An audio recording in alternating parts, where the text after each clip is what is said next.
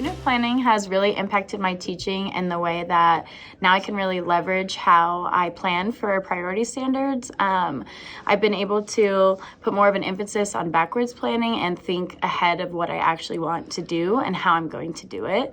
And I just think it's made my practice a lot more meaningful and intentional with how I'm moving through a 3-week unit or 4-week unit and other curricular resources. And it's helped me just break it down. So it's not every little thing every day. It's looking more at that big picture.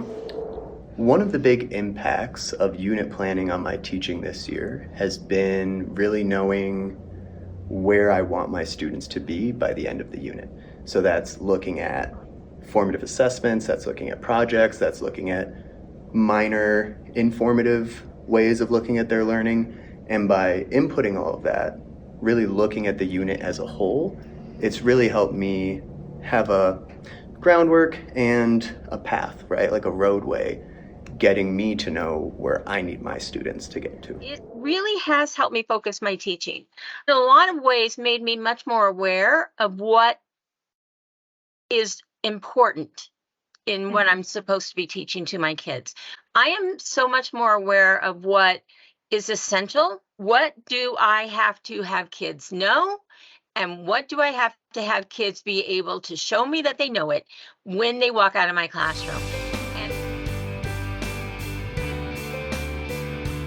I'm able to kind of look through the progression and see what I am doing, what we're doing, and then when I can release them. So it gives me a clear definition of when I can release the kids, when I feel like they know enough to actually complete the inquiry on their own. And also just through the reflective practice of that unit planner, going back and looking specifically at the day, and if the day went well, why and what parts of that day were in the unit, whether it was the assignment or the work that they did or the vocabulary, how we did that vocabulary allows me to reflect and then reuse those good practices or redo the practices that didn't work out as well. So unit planning has improved my instructional delivery because it's enabled me to be able to think about the roadblocks that might happen before I'm even teaching them. So I've been able to think about what students needed to know prior, what students might have misconceptions about, and what vocabulary students need to be able to really understand the content. And so before I'm even teaching, I'm able to plan for things that might become a roadblock for a student before it actually does, so that they can be the most successful on any of the standards I'm teaching and any of the work that I'm giving. The whole thing? I mean, it's a unit plan. The whole thing. I would totally agree. It's really hard to pick any one thing because they all build on the other. I really like with our unit planner to be looking at areas where I could have an extra push for different students. So I can think about gifted and talented students, or I can think about my English language learners and how I can really just have more of an impact for them in one section of my unit. I find the learning progression to be impactful because it's making me think about how I'm transferring the learning to my students. And I also find the vocabulary to be impactful because it makes me aware of words that my students might be struggling with that I might not notice right away. No-show charts have really helped me unpack the standards to know what students need to know conceptually in order to show me that they've mastered a priority standard. Going into that has just helped me think about what exactly I need to teach in order for them to produce a skill or show me a skill correctly. And it's also just really improved my interventions with them because I can look at what was the misunderstanding from the no's, whether that go back to a long time ago or to what I've just taught, so that I can get that gap closed so that they can perform something successfully.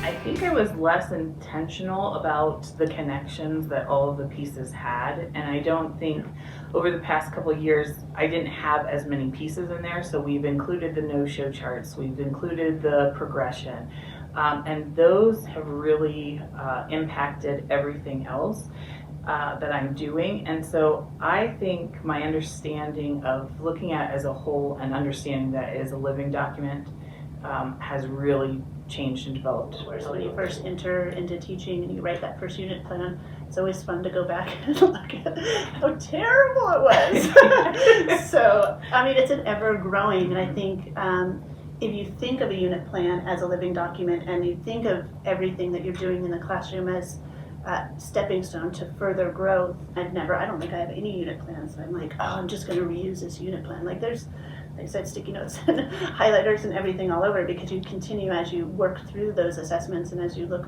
through those connections for content with other classrooms. There's always stuff changing. When I first started doing unit plans, it honestly seemed really overwhelming. It seemed like it was just a lot, and that luckily has changed for me. When you're first starting a unit plan, you're looking at curricular resources, and there's so much. There's lessons for every day, there's supports for every day, and it makes you think, okay, I need to hone in on every single detail. But as I've been going through the unit planning process, I've been able to realize it's actually about the long-term goals and the bigger picture.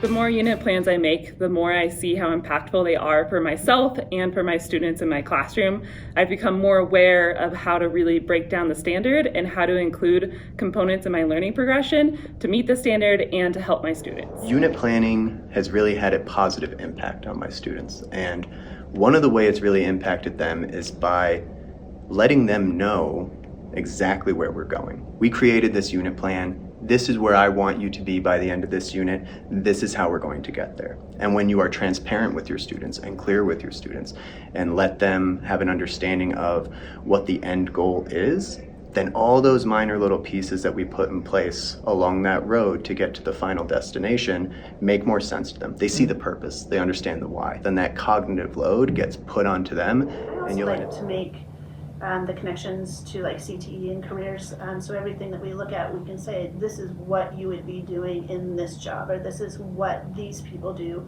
And when you have your unit planner and you think of those things in the beginning, I think it impacts them to work harder because they know why they're doing it and they can make that connection to a real life or kind of have that understanding. This is all about a kid. What does the kid need? What is essential for their learning?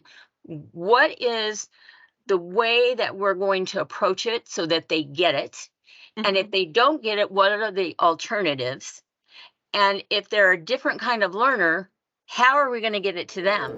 For students in my classroom, I'm able to build a great mid-unit assessment so that I can go back and look at that student work to really shift and change my instruction for the final so they can create a good final product that I know has been helped and supported along the way in what they're doing. Assessments are only important if they're meaningful to my future instruction, and so looking at those ahead of time, I can make instructional decisions that will support them or change assessments to make sure that they are meaningful for our students and for myself. One of the things that I'm really appreciating about the unit planning is that it's challenging me in my practice to really dig deeper